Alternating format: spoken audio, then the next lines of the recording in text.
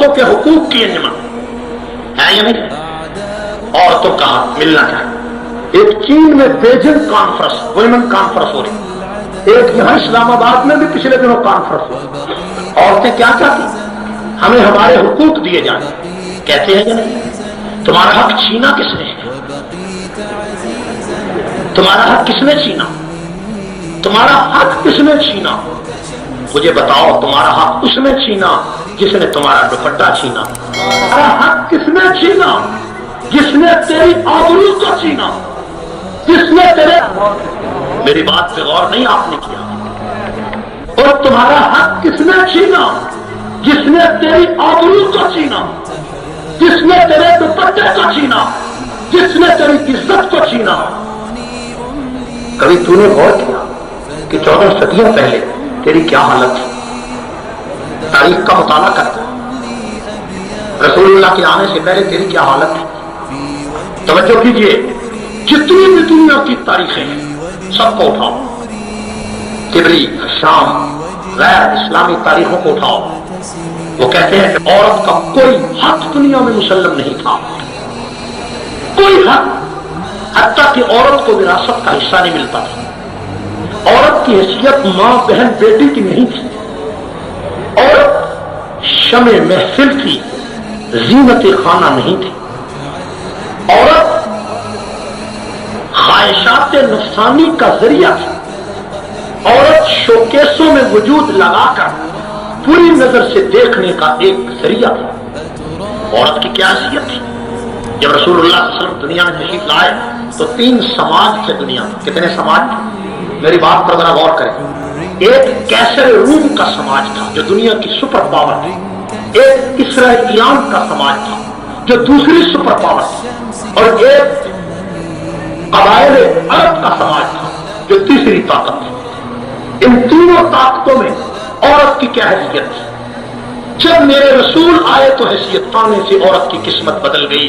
تو مجھے عورت کی انجمنیں بتائیں کہ آج حقوق کس سے مانگتی ہو؟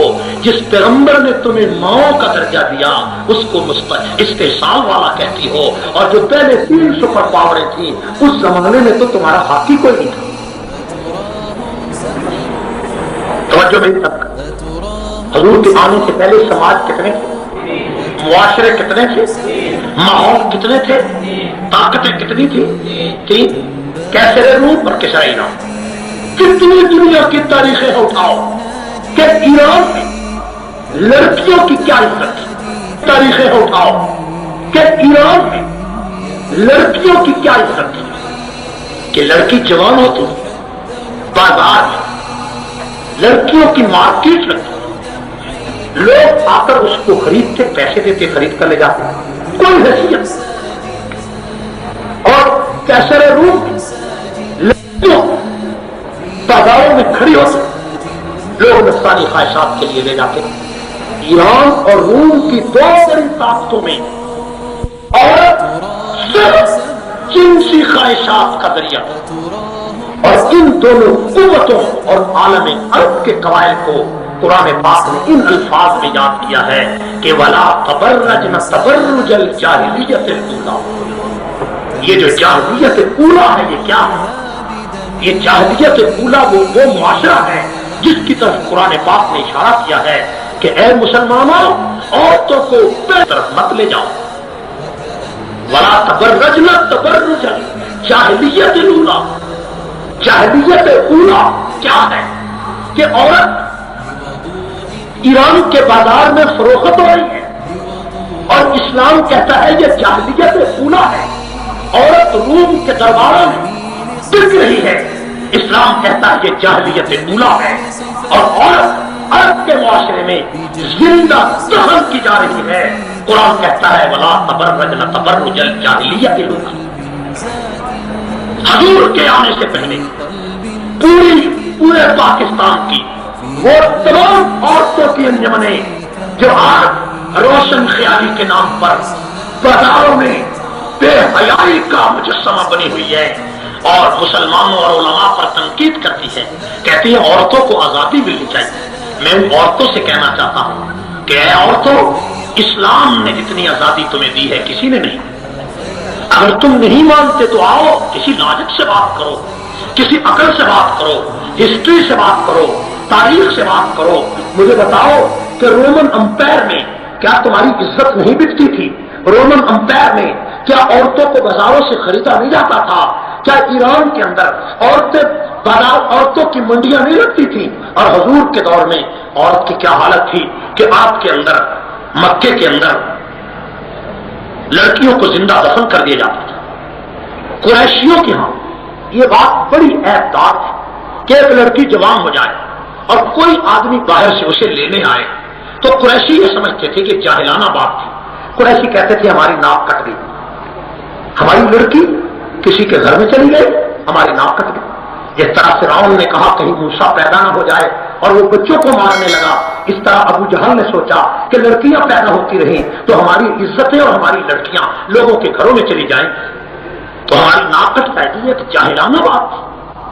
تو کیا تھا کہ جب بھی کوئی عورت بچی پیدا ہوتی تو ابو جہل کا قانون تھا کہ اسے زندہ دفن کر دیتا. اور کیسے روم اور کسرا ایران میں کیا تھا کہ لڑکیوں بازاروں میں بیچا جاتا تھا. اب ان تینوں تہذیبوں کا مقابلہ کرنے والا وہ رحمت للعالمین پیغمبر اللہ نے دنیا میں بھیجا. اس نے جس طرح مزدور کا ہاتھ چوما اس طرح عورت کی عزت کو چاند لگائے. جس طرح کسان کو ہاتھ دیے عورت اسی طرح عزت عورت کو چاند لگائے. آؤ میں چیلنج کرتا ہوں اسلام آباد کے دانشوروں، میں نے 3 سماجوں کا ذکر کیا، 3 تہذیبوں کا ذکر کیا، 3 معاشروں کا ذکر کیا.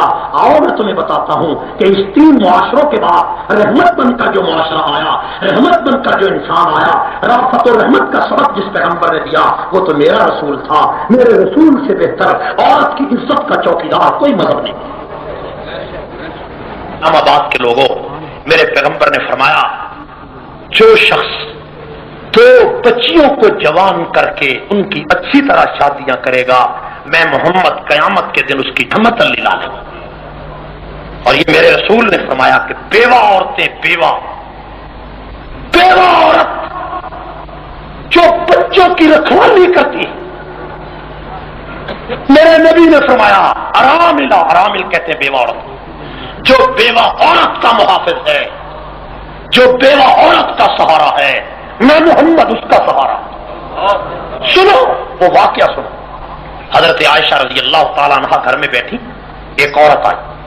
اس عورت کی گود میں ایک بچی تھی. توجہ کیجیے، گود میں ایک بچی اور ایک بچی پیدل چل رہی ہے، اس کی انگلی اس عورت کے ہاتھ میں. اور حضرت عائشہ نے اس کی شکل کو دیکھا اور کہا بہن معلوم ہوتا ہے کہ تو بھوکی ہے اور تو نے کئی دنوں سے کچھ کھایا نہیں، کیا بات؟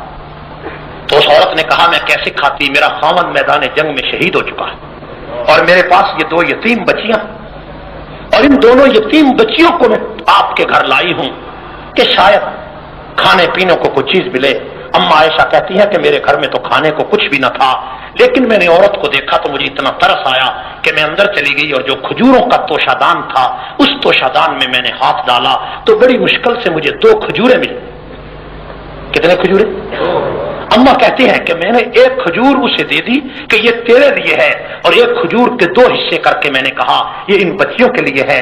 اور جب میں نے دونوں کھجوریں دے دی اور ایک 2 حصے والی اور ایک حصے والی تو اس عورت نے وہ دونوں کھجوریں ان بچیوں کو دے دی اور ان بچیوں نے دونوں کھجوریں کھائیں. تو میرے دل میں خیال آیا کہ چلو یہ لڑکیاں بڑی بھوکی ہوں گی تو اب کوئی ایک کھجور تو مجھے ملے جو اس بیوہ عورت کو میں دے دوں. تو کہنے لگی میں نے دوسرا توشادان دیکھا تو مجھے ایک کھجور ٹوٹی ہوئی ملی تو وہ لا کر میں نے اس کے کہا بہن یہ جو تیسری کھجور ہے یہ صرف تیرے لیے ہے. لیکن وہ بچیاں اتنی بھوکی تھیں کہ انہوں نے جھپٹ کر وہ تیسری کھجور بھی چھین لی اور اس عورت نے وہ تیسری کھجور بھی ان بچیوں کو دے دی اور اس کے بعد وہ عورت چلی گئی. تھوڑی دیر کے بعد رسول اللہ تشریف لائے. میں نے حضور کو سارا واقعہ سنایا تو میرے نبی کی آنکھوں سے آنسو نکل آئے. حضور نے فرمایا عائشہ اس نوکر زید کو بھیجو کہ جاؤ اس عورت کو تلاش کرے، وہ عورت جہاں بھی ملے میری طرف سے کہے کہ تجھ پر جنت واجب ہو گئی.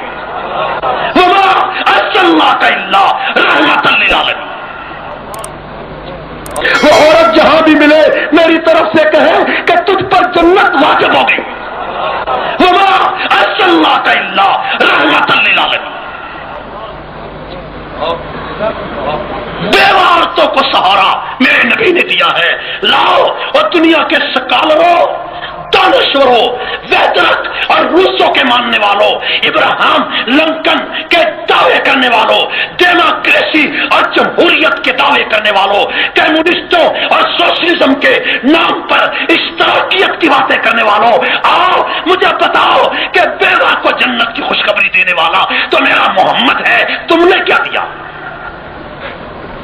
تم نے بیوہ عورتوں کے سروں سے دوپٹے اتار کر عورت کو تم نے بازار کی جنس بنا دیا اور جنس بنا کر کہا یہ آزادی ہے. عورت کی عزت لٹ جائے آزادی ہے، عورت بے آبرو ہو جائے آزادی ہے، عورت کی جنس بدل جائے آزادی ہے، عورت کا جسم ہیرا منڈی میں بکتا رہے آزادی ہے، عورت کا نام دوائیوں اور پودوں کو لیبلوں کی شیشیوں پر تم بیچنے کے لیے بازاروں میں لاؤ تو یہ آزادی ہے. اے میری ماں، اے میری بہن، نئی تہذیب نے تیرے جسم کو بیچ ڈالا، نئی تہذیب نے تیرے کردار کو بیچ ڈالا، نئی تہذیب نے تیرے قدموں کو بیچ ڈالا، نئی تہذیب نے تیری عزت کو بیچ ڈالا، نئی تہذیب نے تیری آبرو کو بیچ ڈالا. اس ساری تہذیب کو تو منہ کالا کر کے دھتکار کر اس کو پاؤں کی ٹھوکر سے اڑا کر میرے محمد کے دروازے پر تو آ میرا پیغمبر رحمت للعالمین بن کے آیا ہے.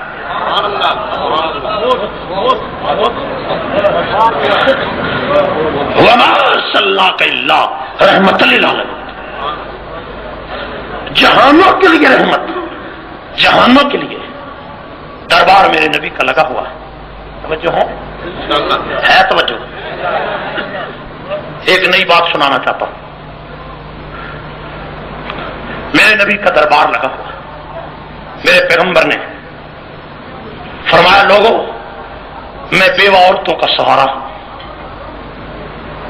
لوگ کہتے ہیں کہ 11 عورتوں سے نبی نے شادی کی، 11 سے. وہ پاگلو، 11 میں سے ایک عورت کے علاوہ ساری بیوہ تھی. ایک کے علاوہ کہ ساری. خدیجہ کی عمر 40 سال اور میرے رسول کی عمر 25 سال. نفسانی خواہشات نعوذ باللہ ہوتی تو میرا پیغمبر 15 سال کی لڑکی سے شادی کرتا، اور میرے پیغمبر نے اس 40 سالہ خاتون سے شادی کی جو دکھوں کی ماری ہوئی تھی، جس کے 2 خاوند فوت ہو چکے تھے. میرے پیغمبر نے حفصہ سے شادی کی، وہ بھی بیوہ ہو گئی تھی. میرے پیغمبر نے ام حبیبہ سے شادی کی، وہ بھی بیوہ ہو گئی تھی. میرے نبی نے صفیہ کو سہارا دیا، وہ بھی بیوہ ہو گئی تھی. میرے پیغمبر نے میمونہ کو سہارا دیا جس کو معاشرے نے دھتکار دیا تھا. میرے پیغمبر نے کہا اے بیوہ عورتوں، میں تم سے شادی کس لیے کرتا ہوں؟ ایک تو تمہیں سہارا دیتا ہوں، اور دوسرا پوری کائنات میں سب سے معزز وہ عورت ہوتی ہے جو محمد کے نکاح میں ہو، کیونکہ جو نبی کے نکاح میں ہوگی وہ ماں ہے. میں تمہیں ماں بنانا چاہتا ہوں. جس عورت کو معاشرے نے ٹھوکر سے اڑا دیا اس عورت کو میرے محمد نے ماں بنا. الجنت تحت اقدام الامہات. تم نے کیا کیا میری ماں بہنوں؟ اور سر سے دوپٹے اتار کر چکا چوند ترقی کے تازیہ میں سجانے والی ماں بہنوں، کبھی تم نے نہیں پہچانا کہ تیری آبرو کی حفاظت کمیونزم نے نہیں کی، تیری آبرو کی حفاظت ابو جہل کے قانون نے نہیں کی. تیرے آبرو کے لیے اب ایران اور روم کا قانون نہیں آیا. تیری آبرو کا چوکیدار وہ محمد آیا جس کو قرآن نے وما ارسلناک الا رحمت للعالمین کہا. تیری آبرو کا وہ محافظ ہے. لڑکی کا نام نہ لکھو تو تمہارا پاؤڈر نہیں بکتا، لڑکی کا نام نہ لکھو تو ایڈورٹائزنگ کے اشتہار نہیں بکتے، لڑکی کا نام نہ آئے تو ٹیلی ویژن پر اشتہار نہیں پڑتے، لڑکی کا نام نہ آئے، لڑکی کا فوٹو نہ آئے تو تمہارا نام، تمہارا سودا کوئی نہیں خریدتا.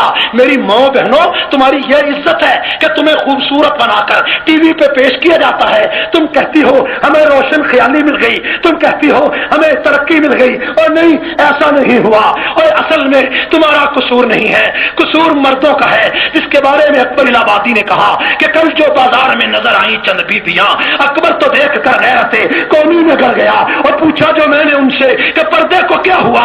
کہنے لگی عقل پہ مردوں کی پڑ گیا. آج تم روتے